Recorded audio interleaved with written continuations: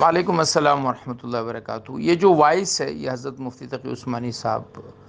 کی نہیں ہے۔ حضرت استاد محترم شیخ الاسلام مفتی تقی عثمانی صاحب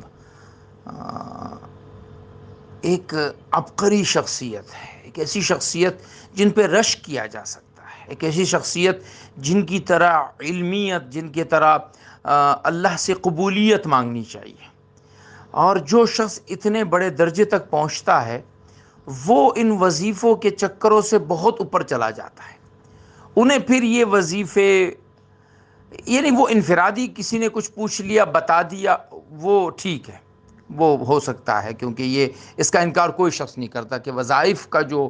سلسلہ ہے وہ صرف اتنا ہے کہ کسی معتقد نے، کسی آپ سے تعلق والے نے آپ سے پوچھا اور آپ نے بتا دیا کہ بھئی اللہ کا نام پڑھ لو، یہ نماز پڑھ لو، اس طرح پڑھ لو۔ لیکن یوں باقاعدہ پرچار کریں اور یوں مخصوص وقت کے ساتھ، مخصوص انداز کے ساتھ، اور پھر ہر سال اس کو دہراتے باقاعدہ اس کو مسنون اعمال کے درجے تک پہنچایا جائے کہ ہر سال اس موقع پر اس کو باقاعدہ جو ہے وہ نشر کیا جائے، لوگوں کو بتایا جائے۔ حضرت اس درجے سے بہت اوپر کے آدمی ہیں، اور کوئی بھی عالم آدمی، صحیح علم والا آدمی اس طرح کے وظائف کو یوں نشر نہیں کرتا۔ یہ علمی طور پہ جو کمزور لوگ ہوتے ہیں، جن کی زندگیاں ہی وظیفوں پہ چل رہی ہوتی ہے، جن کے، مجھے کہنے دیجئے یہ لفظ، جن کے دھندے اس کے اوپر چل رہے ہوتے ہیں کہ ان کو دھندا کرنا ہے وظیفوں پر، وہ اس طرح کی کمزور باتوں کو ہر سال چلاتے رہتے ہیں۔